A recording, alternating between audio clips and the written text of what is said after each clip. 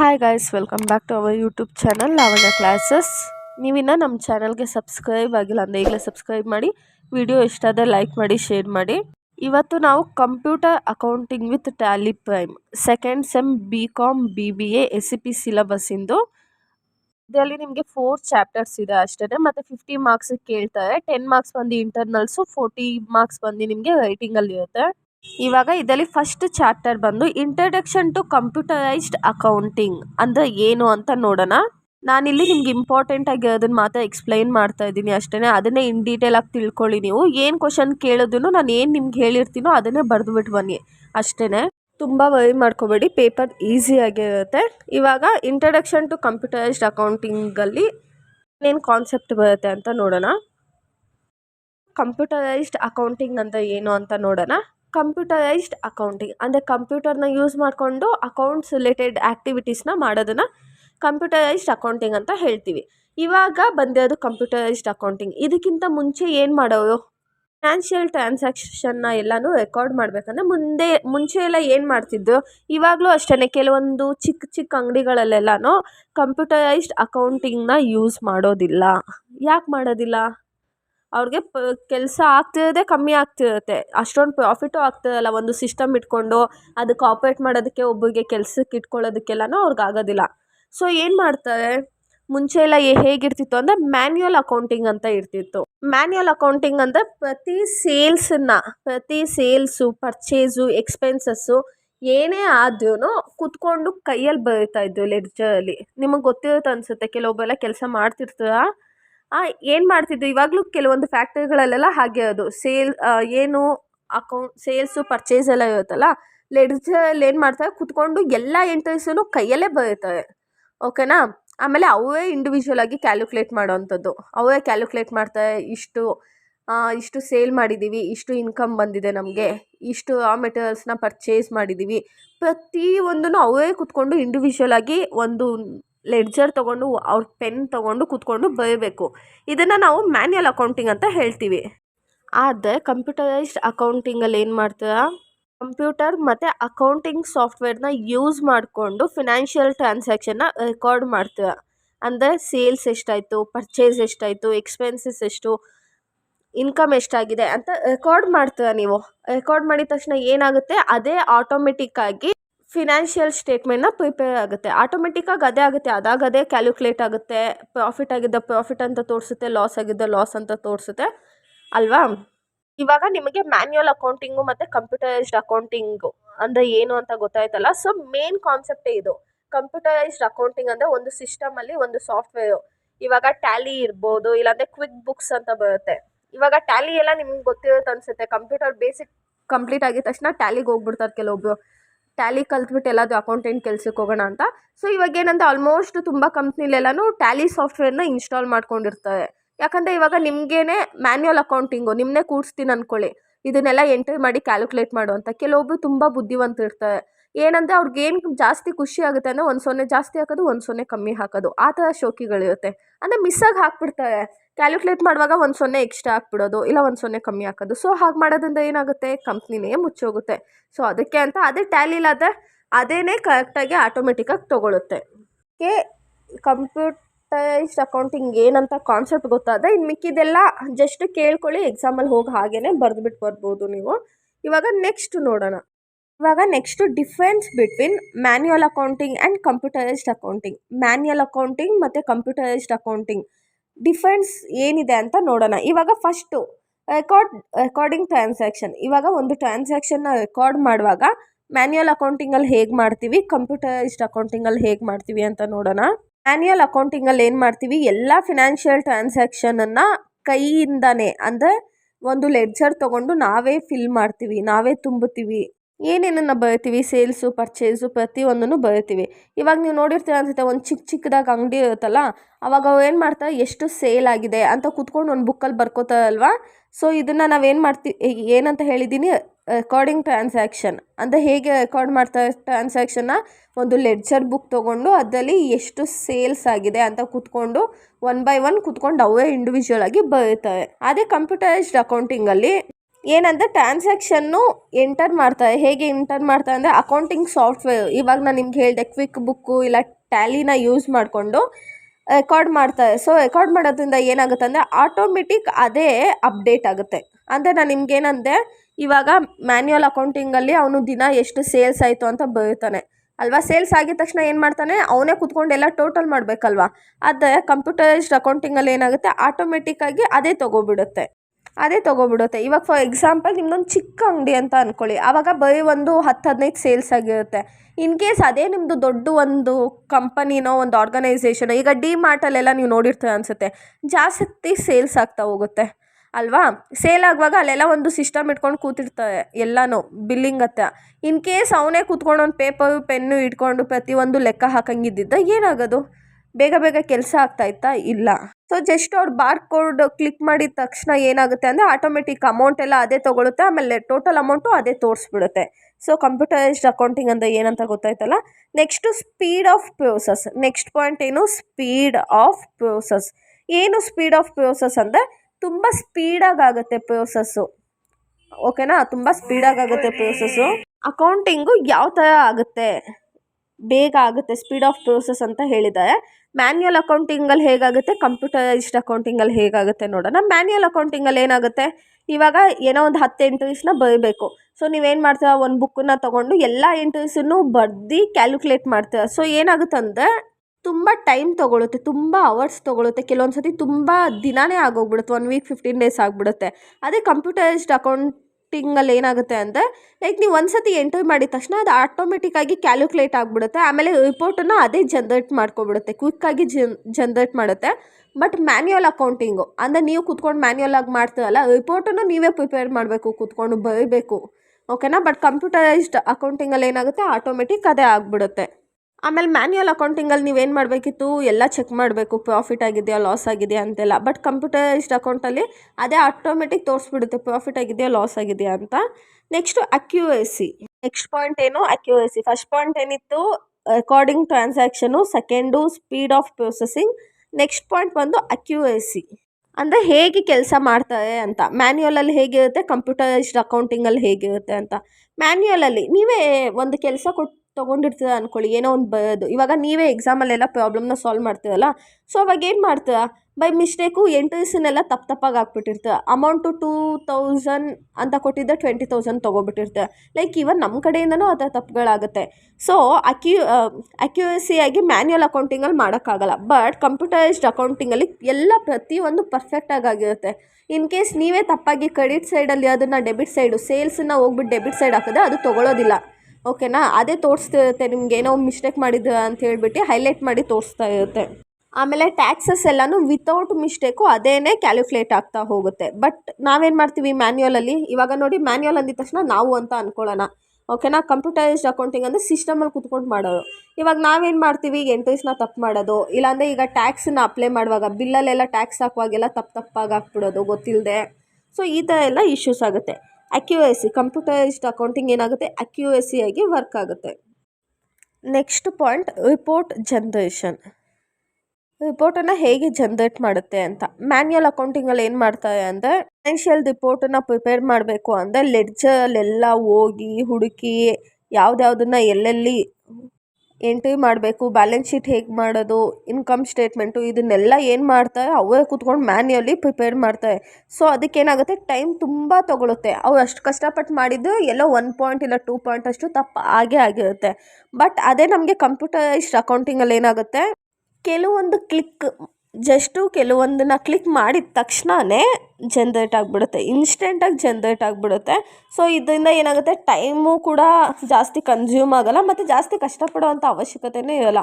But ಅದೇ ನಾನು ನಿಮ್ಗೆ ಹೇಳಿದೆ, ಮ್ಯಾನ್ಯುಯಲಲ್ಲಿ ಹೇಗೆ ಅಂದರೆ ನೀವು ಹೋಗಬೇಕು, ಕೂತ್ಕೊಂಡು ಆ ಬುಕ್ ತೆಗಿ ಈ ಬುಕ್ ತೆಗಿ, ಎಷ್ಟು ಸೇಲ್ಸ್ ಮಾಡಿದ್ದೀವಿ, ಪರ್ಚೇಸ್ ಎಷ್ಟು ಮಾಡಿದ್ದೀವಿ, ಆಮೇಲೆ ಕರೆಕ್ಟಾಗಿ ಮಾಡಿದ್ದೀವಾ ಇಲ್ವಾ ಅಂತ ಇನ್ನೊಂದು ಸತಿ ಬೇರೆ ಚೆಕ್ ಮಾಡ್ತೀವಿ ನಾವು. ಓಕೆನಾ. ಇವಾಗ next point, data storage and safety. ಇವಾಗ ಮ್ಯಾನ್ಯುಯಲ್ ಅಕೌಂಟಿಂಗಲ್ಲಿ ಹೇಗಿರುತ್ತೆ, ಕಂಪ್ಯೂಟರೈಸ್ಡ್ ಅಕೌಂಟಿಂಗಲ್ಲಿ ಹೇಗಿರುತ್ತೆ ಅಂತ ನೋಡೋಣ. ಇವಾಗ ನೋಡಿ, ಡೇಟಾ ಸ್ಟೋರೇಜ್ ಆ್ಯಂಡ್ ಸೇಫ್ಟಿ. ಇವಾಗ ಮ್ಯಾನ್ಯುಯಲ್ ಅಕೌಂಟಿಂಗ್ ಅಂತ ತೊಗೊಳ್ಳೋಣ. ಮ್ಯಾನ್ಯುಯಲ್ ಅಕೌಂಟಿಂಗಲ್ಲಿ ಏನು ಮಾಡಿದ್ವಿ ನಾವು, ಎಲ್ಲ ಬುಕ್ಕಲ್ಲಿ ಲೆಡ್ಜರಲ್ಲಿ ಎಲ್ಲ ಎಂಟ್ರೀಸ್ನ ನಾವು ಬರೆದಿದ್ವಿ. ಅಲ್ವಾ. ಇನ್ ಕೇಸ್ ನಾವು ಅದನ್ನು ಫ್ಯಾಕ್ಟ್ರಿಲಿ ಇಟ್ಟಿರ್ತೀವಿ, ಅದಕ್ಕೇನಾದರೂ ಬೆಂಕಿ ಬಿದ್ದುಬಿಟ್ಟೆ, ಇಲ್ಲ ಜೋರಾಗಿ ಮಳೆ ಬಂದು ಕೊಚ್ಕೊಂಡು ಹೋಗ್ಬಿಟ್ಟೆ, ಇಲ್ಲ ಯಾವುದಾದ್ರು ಚಿಕ್ಕ ಚಿಕ್ಕದಾಗಿ ಬಂದು ಇಲಿ ಎಲ್ಲ ಬಂದುಬಿಟ್ಟು ಬುಕ್ಕನ್ನೇ ಕಚ್ಚಿಬಿಟ್ಟೆ, ಏನಾಗುತ್ತೆ? ಫುಲ್ ಹಾಳಾಗುತ್ತೆ. ಇಲ್ಲೇನಾಯಿತು, ಡೇಟಾ ಸ್ಟೋರೇಜು ಆಗಿಲ್ಲ ಮತ್ತು ಸೇಫ್ಟಿಯಾಗೂ ಇಲ್ಲ. ಕ್ಲೀನಾಗಿ ಇನ್ನೊಂದು ಸತಿ ನೋಡಿ, data storage and safety, manual accounting ಅಂದರೆ ಬುಕ್ಕಲ್ಲಿ ಕೂತ್ಕೊಂಡು ಬರ್ದಿರ್ತಾರಲ್ವ, ಅದೆಲ್ಲ ಏನಾಗುತ್ತೆ, ಇನ್ ಕೇಸ್ ಬೆಂಕಿ ಬಿದ್ದರೆ ಫುಲ್ಲು ರೆಕಾರ್ಡೇ ಡಿಸ್ಟರ್ಡ್ ಆಗಿಬಿಡುತ್ತೆ, ಕಂಪ್ಲೀಟಾಗಿ ಹಾಳಾಗೋಗ್ಬಿಡುತ್ತೆ. ಇನ್ ಕೇಸ್ ಜೋರಾಗಿ ಮಳೆ ಬಂತು, ಇಲ್ಲ ಫ್ಯಾಕ್ಟ್ರಿ ಒಳಗೆಲ್ಲ ಮಳೆ ನುಗ್ಗಿಬಿಡ್ತು, ಇಲ್ಲ ಯಾವುದೋ ಒಂದು ಹುಳ ಕಚ್ಚಿತು, ಇದೆಲ್ಲ ಅದು ಏನಾಗುತ್ತೆ, ಫುಲ್ ಬುಕ್ಕೇ ಹಾಳಾಗೋಗುತ್ತೆ. ಮತ್ತೆ ನೀವು ಫಸ್ಟಿಂದ ಮಾಡಬೇಕಾಗುತ್ತೆ. ಮತ್ತು ತುಂಬ ವರ್ಷ ಎಲ್ಲ ನೀವು ಇಡೋದಕ್ಕೆ ಆಗೋಲ್ಲ. ಈಗ ಫಾರ್ ಎಕ್ಸಾಂಪಲ್ ಎಲ್ಲೋ ಒಂದು ಮೇಲ್ಗಡೆ ಅಟ್ಟದ ಮೇಲೆ ಹಾಕ್ಬಿಟ್ಟಿರ್ತಾರೆ ಅಂದ್ಕೊಳ್ಳಿ ಫ್ಯಾಕ್ಟ್ರಿಲೆಲ್ಲ, ಅದೇನಾಗುತ್ತೆ ಅಂದರೆ ಫುಲ್ ಬುಕ್ಕಿನ ಕಲರ್ ಚೇಂಜ್ ಆಗಿಬಿಟ್ಟಿರುತ್ತೆ, ತುಂಬ ಹಳೇದಾದಂಗೆ ಆಗುತ್ತೆ, ಮತ್ತು ಅದು ಧೂಳೆಲ್ಲ ತುಂಬಿಕೊಂಡು ಅರ್ಧ ಹುಳ ಎಲ್ಲ ತಿಂದ್ಬಿಟ್ಟು ಹಾಳಾಗೋಗಿರುತ್ತೆ. ಅದೇ ಕಂಪ್ಯೂಟರೈಸ್ಡ್ ಅಕೌಂಟಿಂಗಲ್ಲಿ ಏನಂದರೆ ನಮಗೆ ಅಷ್ಟೊಂದು ಡೇಟಾ ಲಾಸ್ ಆಗೋದಿಲ್ಲ. ಯಾಕೆ ಅಂದರೆ ನಿಮಗೆ ಗೊತ್ತಿರುತ್ತೆ, ನಿಮ್ಮ ಫೋಟೋಸ್ಗಳನ್ನೇ ಗೂಗಲ್ ಡ್ರೈವಲ್ಲಂತೆ ಅಲ್ಲಂತೆ ಇಲ್ಲಂತೆ ಎಲ್ಲ ಸ್ಟೋರ್ ಮಾಡಿರ್ತೀರ. ಆಮೇಲೆ ಕಂಪ್ಯೂಟರೈಸ್ಡ್ ಅಕೌಂಟಿಂಗಲ್ಲಿ ನಮಗೆ ಬ್ಯಾಕಪ್ ಇರುತ್ತೆ. ಇನ್ ಕೇಸ್ ಡಿಲೀಟ್ ಆದ್ರೂ ನಾವು ಹೆಂಗಾದ್ರೂ ಮಾಡಿ ಬ್ಯಾಕಪ್ ಮಾಡ್ಕೊಳ್ಬೋದು ಅದನ್ನು. ಇವಾಗ ಗೂಗಲ್ ಡ್ರೈವು ಇಲ್ಲ ಕ್ಲೌಡು ಇದನ್ನು ಯೂಸ್ ಮಾಡ್ಕೊಂಡು ಏನು ಮಾಡ್ಬೋದು, ಬ್ಯಾಕಪ್ ಮಾಡ್ಕೋಬೋದು. ಅದೇ ಮ್ಯಾನ್ಯುಯಲಲ್ಲಿ ಏನಾಗುತ್ತೆ, ಫುಲ್ ಬೆಂಕಿ ಬಿದ್ದ ಮೇಲೆ ಏನು ಮಾಡೋಕ್ಕಾಗುತ್ತೆ, ಏನೂ ಮಾಡೋಕ್ಕಾಗಲ್ಲ. ಇವಾಗ ನೆಕ್ಸ್ಟ್ ಬಂದು ಕಾಸ್ಟು. ಇವಾಗ ಅಕೌಂಟಿಂಗ್ ಏನು ನಾವು ಅಕೌಂಟ್ಸ್ ಮಾಡೋದಕ್ಕೆ ಎಷ್ಟು ಖರ್ಚಾಗ್ತಾ ಇದೆ ಅಂತ. ಮ್ಯಾನ್ಯುಯಲಲ್ಲಿ ಯಾವ ಥರ ಖರ್ಚಾಗುತ್ತೆ, ಯಾವ್ದ್ಯಾವುದು ಖರ್ಚಾಗುತ್ತೆ ಹೇಳಿ, ಒಂದು ಪೇಪರ್ಗೆ, ಒಂದು ಪೆನ್ಗೆ, ಒಂದು ಲೆಡ್ಜರ್ ಬುಕ್ಗೆ, ಓಕೆನಾ, ಈ ಮೂರಕ್ಕೆ ಖರ್ಚಾಗುತ್ತೆ. ಪ್ಲಸ್ ಅದ್ರ ಜೊತೆ ಯಾರಿಗಾದ್ರೂ ಒಬ್ಬರು ಕೆಲ್ಸಕ್ಕೆ ತೊಗೋಬೇಕಲ್ವ ನಾವು, ಸೊ ಆ ಕೆಲಸದವ್ರಿಗೆ ಒಂದು 10,000 15,000 ಕೊಟ್ಟು ಕೆಲ್ಸಕ್ಕೆ ಇಟ್ಕೊಂಡಿರ್ತಾರೆ. ಸೊ ಏನಾಗುತ್ತೆ ಅಂದರೆ ಅವ್ರಿಗೆ ಅಷ್ಟೊಂದು ಖರ್ಚಾಗೋದಿಲ್ಲ. ಅದೇ ಕಂಪ್ಯೂಟರೈಸ್ಡ್ ಅಕೌಂಟಿಂಗಲ್ಲಿ ಏನಂದರೆ ಅವರು ಸಿಸ್ಟಮ್ ಮೇಲೆ ಇನ್ವೆಸ್ಟ್ ಮಾಡಬೇಕು, ಆಮೇಲೆ ಒಂದು ಸಾಫ್ಟ್ವೇರ್ನ ಇನ್ಸ್ಟಾಲ್ ಮಾಡ್ಕೋಬೇಕು, ಇಷ್ಟು ಅಮೌಂಟು ಪೇ ಮಾಡಿ ಇನ್ಸ್ಟಾಲ್ ಮಾಡ್ಕೋಬೇಕು, ಆಮೇಲೆ ಅಲ್ಲಿ ಕೆಲಸ ಮಾಡ್ತಾನಲ್ಲ ಅವನಿಗೆ ಟ್ರೈನಿಂಗ್ ಕೊಡಬೇಕು ಟ್ಯಾಲಿ ರಿಲೇಟೆಡು, ಓಕೆನಾ, ಅದ್ರ ಬಗ್ಗೆ ಟ್ರೈನಿಂಗ್ ಕೊಟ್ಟು ಕೆಲಸ ಮಾಡಿಸ್ಬೇಕು. ಅದೇ ಇದಕ್ಕೆ ಖರ್ಚು ಜಾಸ್ತಿ ಆಗುತ್ತೆ, ಬಟ್ ಯಾವುದೇ ರೀತಿ ತಪ್ಪುಗಳಾಗೋದು ಕಮ್ಮಿ ಆಗುತ್ತೆ ಮತ್ತು ಬೇಗ ಕೆಲಸ ಆಗುತ್ತೆ. ಇವಾಗ ಮ್ಯಾನ್ಯುಯಲಲ್ಲಿ 10 ದಿನದಲ್ಲಿ ಮಾಡೋ ಕೆಲಸನ ಕಂಪ್ಯೂಟರೈಸ್ಡ್ ಅಕೌಂಟಿಂಗಲ್ಲಿ ಏನು ಮಾಡ್ತೀವಿ, ನಾವು ಅರ್ಧ ಗಂಟೆಲೇ ಮುಗಿಸ್ಬಿಡ್ತೀವಿ. ಸೊ ಏನಾಗುತ್ತೆ, ಕಂಪ್ಯೂಟರೈಸ್ಡ್ ಅಕೌಂಟಿಂಗ್ ಸ್ವಲ್ಪ ಖರ್ಚು ಜಾಸ್ತಿ ಆದ್ರೂ ಟೈಮ್ ಕನ್ಸ್ಯೂಮ್ ಆಗುತ್ತೆ ಮತ್ತು ಯಾವುದೇ ರೀತಿ ತಪ್ಪುಗಳಾಗೋದಿಲ್ಲ. Next flexibility. ನೆಕ್ಸ್ಟ್ ಪಾಯಿಂಟ್ ಏನು, ಫ್ಲೆಕ್ಸಿಬಿಲಿಟಿ.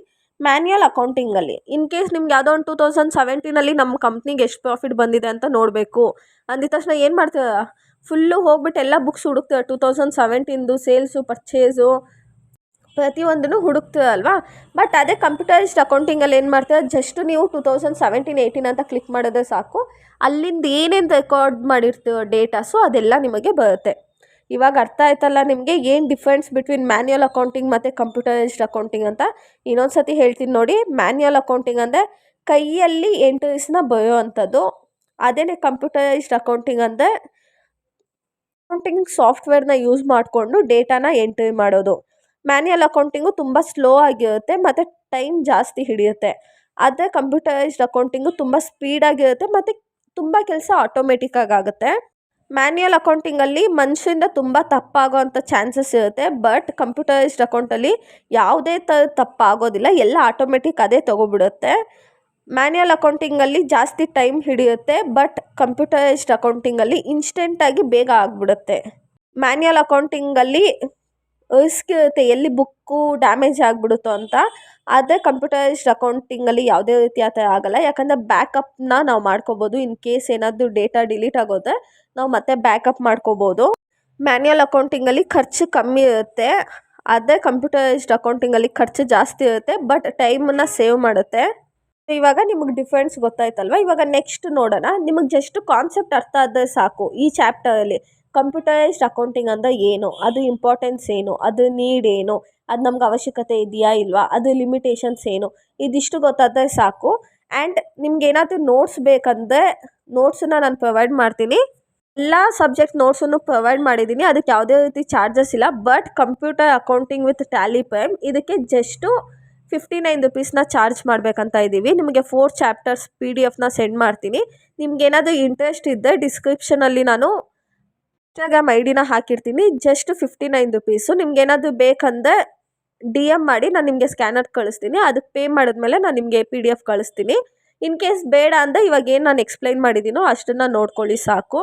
ಇಲ್ಲ ನೋಟ್ಸ್ ಬೇಕಂದರೆ 59 ರುಪೀಸ್ ಆಗುತ್ತೆ 4 ಚಾಪ್ಟರ್ಸ್ಗಷ್ಟೇ, just 59 rupees.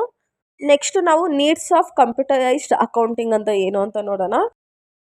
Next, needs R importance of computerised accounting.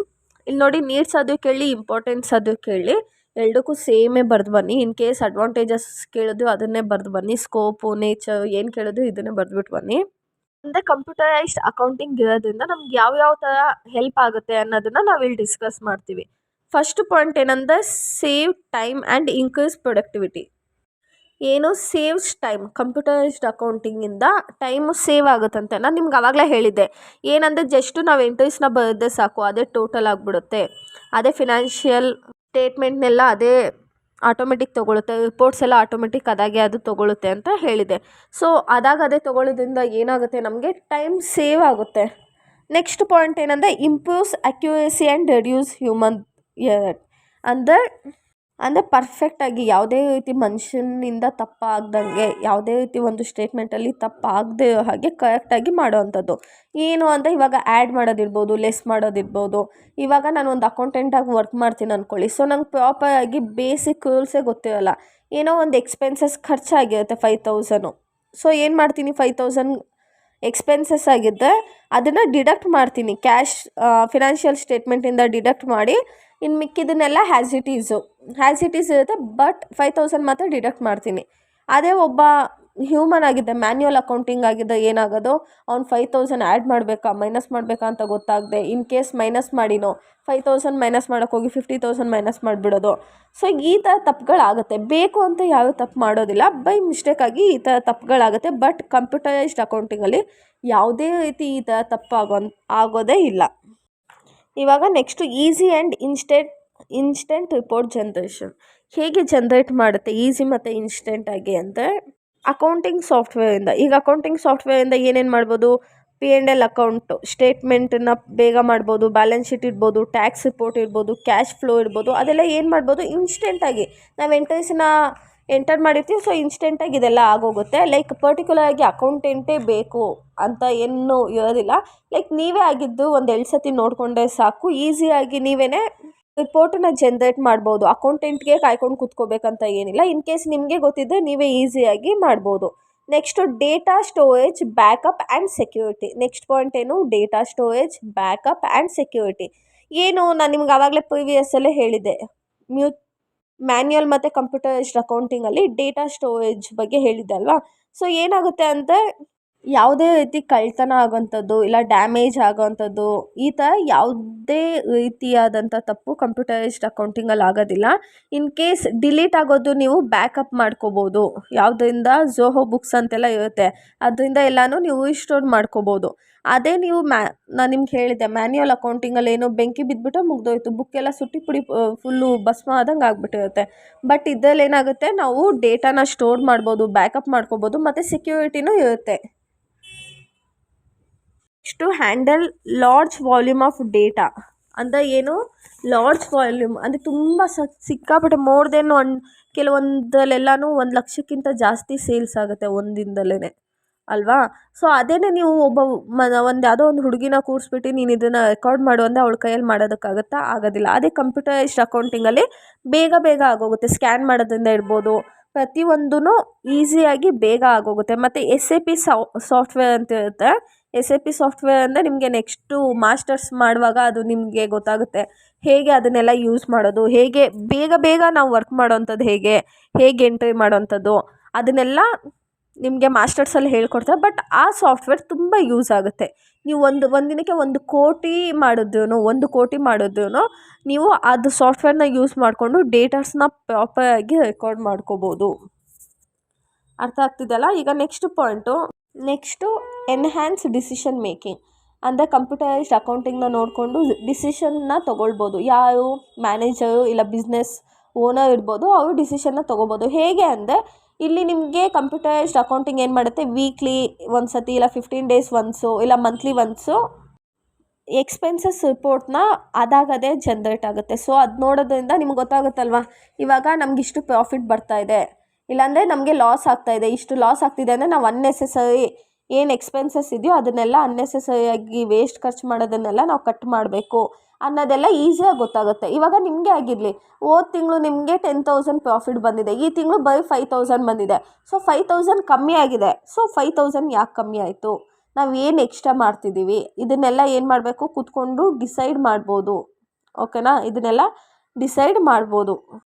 Next and last point ಏನು, ಕಾಸ್ಟ್ ಎಫೆಕ್ಟಿವ್ ಇನ್ ಲಾಂಗ್ ಟರ್ಮ್. ಏನಂದರೆ ಒಂದು ಸತಿ ಇನ್ವೆಸ್ಟ್ ಮಾಡಿ ಅದನ್ನು ಲಾಂಗ್ ಟರ್ಮ್ ಆಗಿ ನೀವು ಯೂಸ್ ಮಾಡ್ಕೊಳ್ಳೋಂಥದ್ದು. ಇವಾಗ ನೋಡಿ, ಇನಿಷಿಯಲ್ ಇನ್ವೆಸ್ಟ್ಮೆಂಟ್ ಮಾಡ್ತೀರ ಸಾಫ್ಟ್ವೇರ್ಗೆ, ಆಮೇಲೆ ಒಬ್ಬನಿಗೆ ಟ್ರೈನಿಂಗ್ ಕೊಡ್ತೀರ, ಆಯಿತಾ. ಸೊ ಒಂದು ಸತಿ ನೀವು ಅದನ್ನು ಅಪ್ಡೇಟ್ ಮಾಡಿ ಒಬ್ಬನಿಗೆ ಟ್ರೈನಿಂಗ್ ಕೊಡೋದ್ರಿಂದ ಏನಾಗುತ್ತೆ, ನಿಮಗೆ ಮ್ಯಾನ್ಯುಯಲ್ ಲೇಬರ್ ಅವಶ್ಯಕತೆ ಇರೋದಿಲ್ಲ. ಓಕೆನಾ. ಇಲ್ಲಾಂದರೆ ಈಗ ನಾರ್ಮಲಾಗಿ ನಿಮ್ಗೆ ಹೇಳಿದೆ, ಒಂದು ಫ್ಯಾಕ್ಟ್ರಿನಲ್ಲಿ ಇಬ್ಬರಿಗೆ ಇಟ್ಟಿರ್ತಾರಲ್ವ, ಅದ್ರ ಬದಲು ಇಲ್ಲಿ ಒಬ್ಬರಿಗೆ ಇಟ್ಬಿಟ್ಟಿರ್ತಾರೆ ಕೆಲಸಕ್ಕೆ. ಆಮೇಲೆ ಸ್ವಲ್ಪ ಮಿಸ್ಟೇಕ್ಸ್ಗಳು ಆಗೋದು ಕಮ್ಮಿ ಆಗುತ್ತೆ. ಮತ್ತು ಈ ರಿಪೋರ್ಟ್ಸ್ ಎಲ್ಲನೂ ಬೇಗ ವಿತಿನ್ ಅ ಸೆಕೆಂಡು ಆಟೋಮೆಟಿಕ್ಕಾಗಿ ಜನ್ರೇಟ್ ಆಗೋಗುತ್ತೆ. ಇವಾಗ ಗೊತ್ತಾಯ್ತಲ್ಲ ನಿಮಗೆ ನೀಡ್ಸ್, ನಾನು ಏನು ಪಾಯಿಂಟ್ಸ್ ಹೇಳಿದೆ ಅದನ್ನೇ ಬರಬೇಕಂತ ಏನಿಲ್ಲ. ಲೈಕ್ ಕಾನ್ಸೆಪ್ಟನ್ನು ತಿಳ್ಕೊಳ್ಳಿ, ಓನಾಗಾದರೂ ಪರವಾಗಿಲ್ಲ, ಕ್ಲೀನಾಗಿ ಅಟೆಂಡ್ ಮಾಡಿ. ಇವಾಗ ನಮ್ಮ ಕಂಪ್ಯೂಟರೈಸ್ಡ್ ಅಕೌಂಟಿಂಗು ನೋಡಿದ್ವಿ ಅಲ್ವಾ. ನಾವು ಏನೇ ಒಂದು ಯೂಸ್ ಮಾಡೋದು ಅದಕ್ಕೊಂದು ಕೆಲವೊಂದು ಡಿಸ್ಅಡ್ವಾಂಟೇಜಸ್ಸು, ಲಿಮಿಟೇಷನ್ಸ್ ಇರುತ್ತೆ. ಇವಾಗ ನಾವು ಲಿಮಿಟೇಷನ್ಸ್ ಆಫ್ ಕಂಪ್ಯೂಟರೈಸ್ಡ್ ಅಕೌಂಟಿಂಗ್ ಅಂತ ಏನಂತ ನೋಡೋಣ. ಲಿಮಿಟೇಷನ್ಸ್ ಆಫ್ ಕಂಪ್ಯೂಟರೈಸ್ಡ್ ಅಕೌಂಟಿಂಗ್ ಏನು ಲಿಮಿಟೇಷನ್ಸು, ಏನಾದರೂ ಸ್ವಲ್ಪ ಅದು ಲಿಮಿಟೇಷನ್ಸ್ ಇದ್ದೇ ಇರುತ್ತೆ ತಾನೇ. ಇವಾಗ ಒನ್ ಬೈ ಒನ್ ನೋಡೋಣ. ರಿಕ್ವೈರ್ಡ್ಸ್ ಕಂಪ್ಯೂಟರ್ ನಾಲೆಜ್. ಇವಾಗ ಕಂಪ್ಯೂಟರೈಸ್ಡ್ ಅಕೌಂಟಿಂಗ್ ಮಾಡಬೇಕಂದ್ರೆ ಅವ್ರಿಗೆ ಕಂಪ್ಯೂಟರ್ ನಾಲೆಜ್ ಗೊತ್ತಿರಬೇಕು. ಇವಾಗ ಕಂಪ್ಯೂಟರ್ ನಾಲೆಜ್ ಗೊತ್ತಿರಬೇಕು ಅಂದರೆ, ಇವಾಗ ನೋಡಿ, ಮಾಮೂಲಿ ಅಂಗಡಿಯವನಾಗಿದ್ದ ಏನು ಮಾಡ್ತಿದ್ದ, ಒಂದು ಬುಕ್ಕಲ್ಲಿ ಕುತ್ಕೊಂಡು ಬರ್ಕೊಬಿಡ್ತಿದ್ದ, ಅಲ್ಲೇನಿದೆಯೋ ಅದನ್ನೇ ನೋಡಿಕೊಂಡು. ಅದೇ ಕಂಪ್ಯೂಟರ್ನ ಯೂಸ್ ಮಾಡಬೇಕಂದ್ರೆ ಅವ್ನಿಗೆ ಬೇಸಿಕ್ ಗೊತ್ತಿರಬೇಕು, ಟ್ಯಾಲಿ ಗೊತ್ತಿರಬೇಕು. ಸೊ ಇನ್ ಕೇಸ್ ಅವ್ನಿಗೆ ಏನಾದರೂ ಪ್ರಾಪರ್ ಕಂಪ್ಯೂಟರ್ ನಾಲೆಜ್ ಗೊತ್ತಿಲ್ಲ ಅಂದರೆ ಅವ್ನು ಯಾವುದೇ ರೀತಿಯಾಗಿ ಎಂಟ್ರೀಸನ್ನ ಏನು ಮಾಡಿದ್ರು ಅದು ತಪ್ಪಾಗಿ ಆಗುತ್ತೆ. ಆಮೇಲೆ ನೆಕ್ಸ್ಟ್ ಪಾಯಿಂಟ್ ಬಂದು dependent on electricity and technology. In case current ಹೊಂಟೋಯ್ತಪ್ಪ, ನೀವು ಯೂಸೇ ಮಾಡೋಕ್ಕಾಗಲ್ಲ, ಕಂಪ್ಯೂಟರ್ನ ಮಾಡೋದಕ್ಕಾಗತ್ತೆ, ಆಗೋದಿಲ್ಲ. ಇನ್ ಕೇಸ್ ಏನಾದರೂ ಫುಲ್ ಮಳೆ ಬಂದು ನಿಮ್ಮ ಸ್ಟೇಟಲ್ಲಿ ಎಲೆಕ್ಟ್ರಿಸಿಟಿ ಸಪ್ಲೈಯೇ ಸ್ಟಾಪ್ ಆಗುತ್ತೆ ಒಂದು 15 ದಿನ. ಸೊ ಆವಾಗ ನೀವೇನಾದರೂ ಎಂಟ್ರೀಸ್ನ ಪಾಸ್ ಮಾಡೋಕ್ಕಾಗುತ್ತಾ, ಆಗೋದಿಲ್ಲ. ನೆಕ್ಸ್ಟ್ ಪಾಯಿಂಟ್ ಬಂದು ನಿಮಗೆ risk of data loss or hacking. ಕೆಲವೊಂದು ಸತಿ ಏನಾಗುತ್ತೆ ಅಂದರೆ ದೊಡ್ಡ ಆರ್ಗನೈಸೇಷನ್ ಎಲ್ಲ ಡೇಟಾ ಹ್ಯಾಕ್ ಆಗಿಬಿಡುತ್ತೆ. ಸೊ ಹ್ಯಾಕ್ ಆಗೋದು ಏನಾಗುತ್ತೆ, ಆವಾಗ ಪ್ರಾಬ್ಲಮ್ ಫೇಸ್ ಆಗುತ್ತೆ. ಯಾಕಂದರೆ ಕಂಪ್ಲೀಟ್ ನಮ್ಮ ಆರ್ಗನೈಸೇಷನ್ದು ಡೇಟಾ ಯಾವನೋ ಒಬ್ಬ ಇಟ್ಕೊಂಡು ನಮ್ಗೆ ಎಷ್ಟು ಪ್ರಾಫಿಟ್ ಆಗಿದೆ, ಲಾಸ್ ಆಗಿದೆ ಅಂತೆಲ್ಲ ಅವನಿಗೆ ಗೊತ್ತಾಗ್ತಾ ಇರುತ್ತೆ. ನೆಕ್ಸ್ಟ್ ಪಾಯಿಂಟ್ ಬಂದು initial cost and maintenance. Initial cost and maintenance ಅಂದರೆ ಲೈಕ್ ಇವಾಗ ಒಂದು ಸಾಫ್ಟ್ವೇರ್ನ ಬೈ ಮಾಡಬೇಕು, ಕಂಪ್ಯೂಟರ್ನ ಬೈ ಮಾಡಬೇಕು, ಸ್ಟಾಫ್ಗೆಲ್ಲ ಟ್ರೈನಿಂಗ್ ಕೊಡಬೇಕು. ಸೊ ಇದೆಲ್ಲ ಮಾಡೋದ್ರಿಂದ ತುಂಬ ಲಾಸ್ ಆಗುತ್ತೆ. ಈಗ ದೊಡ್ಡ ಆರ್ಗನೈಸೇಷನ್ ಅಂದರೆ ಪರವಾಗಿಲ್ಲ, ಚಿಕ್ಕದಾಗಿ ಅಂಗಡಿ ಹೇಳಿದ್ನಲ್ಲ, ಸೊ ಅವೆಲ್ಲನೂ ಈ ಸಾಫ್ಟ್ವೇರ್ನ ಯೂಸ್ ಮಾಡೋದಕ್ಕಾಗೋದಿಲ್ಲ. ಇದು ಇಷ್ಟೇ concept, introduction to computerised accounting. ನಾನು ನಿಮ್ಗೆ ಹೇಳಿದ್ದೆ, ಏನದು ಇಂಪಾರ್ಟೆಂಟ್ ಕ್ವಶನ್ಸ್ ಇದೆಯಲ್ಲ ಅದನ್ನು ನೋಡ್ಕೊಳ್ಳಿ. ಆ್ಯಂಡ್ ನಾನು ನೋಟ್ಸಿನ ಬಗ್ಗೆ ಹೇಳಿದ್ನಲ್ಲ, ಯೂನಿವರ್ಸಿಟಿಯಿಂದ ಕ್ವಶನ್ ಬ್ಯಾಂಕ್ ಕೊಟ್ಟಿದ್ದಾರಲ್ಲ, ಅದನ್ನೇ ನಾನು ಸಾಲ್ವ್ ಮಾಡಿ ಅದನ್ನೇ ನೋಟ್ಸ್ ಮಾಡಿರೋದು. ಸೊ ನಿಮ್ಗೆ ಏನಾದರೂ ಬೇಕಂದರೆ DM ಮಾಡಿ. Just 59 rupees. ಕ್ವಶನ್ ಏನು ಕಳಿಸೋದಿಲ್ಲ, ಕ್ವಶನ್ ಪ್ಲಸ್ ಆನ್ಸರ್ 2 ಇರುತ್ತೆ, ಅದಕ್ಕೆ 59 ರುಪೀಸ್ ಆಗುತ್ತೆ. ಏನಾದರೂ ಇಂಟ್ರೆಸ್ಟ್ ಇದೆ DM ಮಾಡಿ. Thank you. Keep watching guys.